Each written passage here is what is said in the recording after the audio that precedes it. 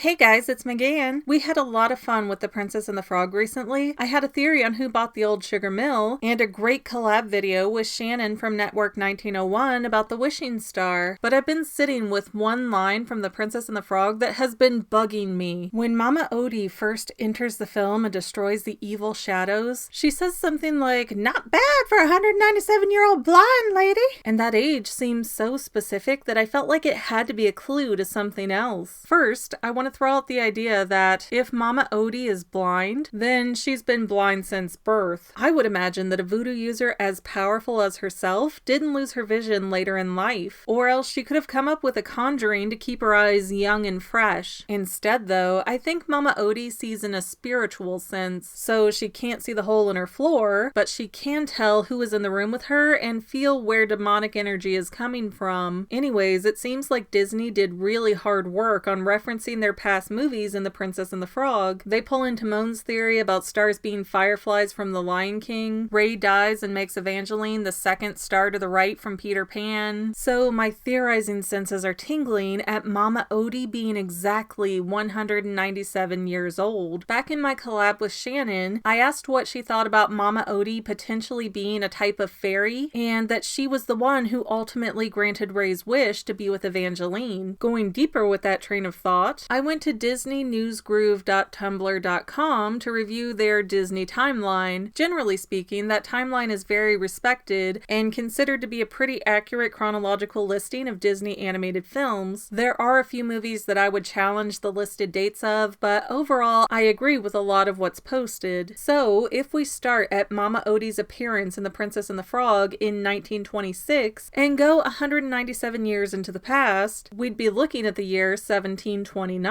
And there are no exact Disney movie matches for that date. Pocahontas is set in 1607, which we know is exactly right because the opening line of the movie is, "In 1607 we sail the open sea." But that's about 120 years prior to the date we're looking for. However, the next chronological film does make things interesting because it's set in the 1770s when Mama Odie would have been in her 30s. Anyone know what that movie is? Oh yes, that would be Beauty and the Beast. And as everyone surely remembers, the opening of Beauty and the Beast starts out with an old, haggard beggar woman showing up to the castle door. When the prince refuses to let the old woman in, she transforms into a, quote, beautiful enchantress. They don't say witch or fairy, they say enchantress, which is a French-based word meaning a female sorcerer. So the exact type of magic that the enchantress uses is already up for debate, especially since we only know about her via stained glass flashback. I think enough pieces fit together to theorize that Mama Odie was the enchantress that cursed the prince. And I'm not saying this just because of the magical element. In my previous Beauty and the Beast theories, I found it odd that the movie stipulates that 1, the rose will bloom until the beast turns 21, and 2, that they've been under this curse for 10 years. Those two facts combined mean that the prince was 10 years old when he was cursed, because if the beast and the other residents stopped aging, it wouldn't make any sense to specify his 21st birthday. And what kind of savage enchantress is going to punish a 10-year-old boy like that? Sure, he may have been spoiled, selfish, and unkind, but he also wasn't done growing up yet. I mean, sheesh, give the kid a chance to mature before you curse him. That made me think, yeah, seriously, what kind of magical person would do that? Well, how about a blind woman? If the enchantress saw the darkness of the prince's personality, like she could sense his aura or something like that, but she couldn't see his face or body, a curse could have been mistakenly issued. And after realizing she'd made a horrible mistake and finding that she couldn't undo her own magic, what if that caused the enchantress to run away into seclusion and be extremely stingy with her magic in the future? If you watch Mama Odie and The Princess and the Frog, she comes out and shoots some of those shadow demons, proving that she has magical powers at her disposal, but then she doesn't offer any helpful magic to Tiana, Naveen, or Louis when they come to ask her for help. Instead, she tells them how to fix their own problems. This sounds like someone who's wary of making any more mistakes, doesn't it? Okay, I'm hearing your complaints, but the Enchantress was in France and Mama Odie was in Louisiana. But Columbus set sail in 1492 and the US was being colonized by 1607, so by the 1700s and beyond, booking passage to America wouldn't be an impossible task. Next, you'll say, but Mama Odie uses voodoo. Again, this is true, but magic is only defined in the terms that we give it. What we call voodoo in New Orleans is witchcraft in Salem and sorcery in France. Being able to tap into a supernatural force in order to use magic is all ice cream. We're just naming the different flavors. But,